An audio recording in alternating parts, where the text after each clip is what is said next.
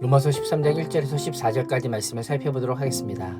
모든 사람 앞에서 선한 일을 도모하라고 권면한 바울은 1절에서 5절까지 말씀을 통해 정부 건의와의 관계에 대해서 언급하고 있습니다. 대한민국은 민주주의 국가로 주권이 국민에게 있는 나라입니다. 그러나 대한민국의 진짜 주인은 따로 있습니다. 누구일까요? 바로 하나님입니다. 바울은 1절에서 각 사람은 위에 있는 권세들에게 복종하십시오. 무슨 권세든 하나님께로부터 오지 않은 것이 없고 이미 있는 권세는 다 하나님께서 세우신 것입니다 라고 선포합니다. 이 말씀은 당시 로마 교회의 충격적인 메시지였습니다. 유대인 출신 그리스도인 중에는 로마가 자신들을 지배하는 것에 대한 적개심을 갖는 자들이 있었습니다. 로마 황제 가이사에게 세금을 내는 것을 하나님만을 섬기는 것에 반하는 것이라고 생각하는 자들도 있었고, 로마 정부의 정치적인 박해에 극단적으로 불만을 표현하는 자들도 있었기 때문입니다. 하나님께서는 바울의 입을 통해 로마 성도들에게 로마의 권력과 지배 체제를 존중하라고 말씀합니다. 세상의 권세를 인정하는 것은 굴종이나 타협이 아닙니다. 참되고 영원하신 왕이 하나님이심을 알기에 하나님께서 세우신 질서 안에서 세상의 권세와 통치를 받아들이는 것입니다. 그래서 2절은 권세에 대항하는 사람은 하나님의 명령을 거역하는 것이니 거역하는 사람들은 심판에 자초할 것이다 라고 말씀합니다. 하나님께서 국가의 통치자들과 권세자들을 세우신 목적이 무엇일까요? 선을 행하기 위함입니다. 통치자들은 국민들에게 유익을 주기 위해 일하는 하나님의 일꾼입니다. 그들이 공연히 칼을 차고 있는 것이 아닙니다. 하나님의 일꾼으로서 악을 행하는 자들에게는 벌을 내림으로 하나님의 진노를 집행하기 위함인 것입니다.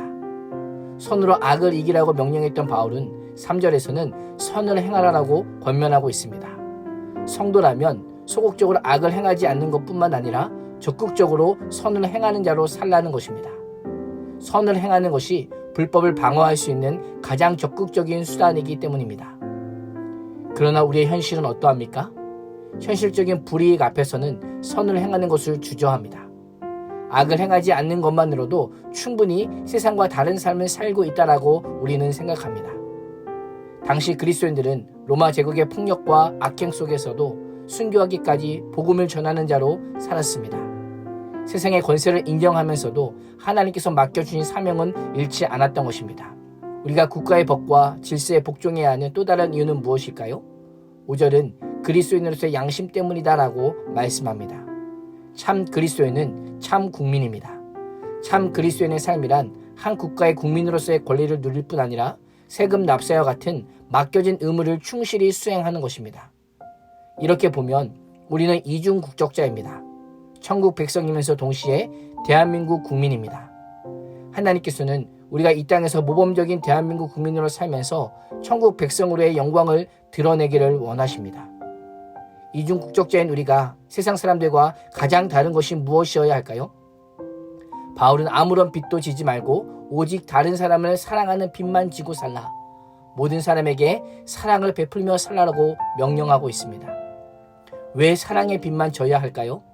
우리에게 임한 하나님의 풍성한 사랑 때문입니다. 넘치도록 받았으니 그 사랑을 흘려보내는 것이 당연하다라고 말씀하고 있는 것입니다. 사랑의 실천을 통해 구약의 모든 율법을 순종하라고 명령하십니다. 오늘날 세상에서 일어나는 문제의 많은 원인은 사랑의 결핍입니다. 사랑은 이웃에게 악을 행하지 않습니다. 사랑은 다른 사람을 해롭게 하지도 않습니다. 사랑의 결핍은 죄로 인한 하나님과의 단절로 인해 생기는 것입니다.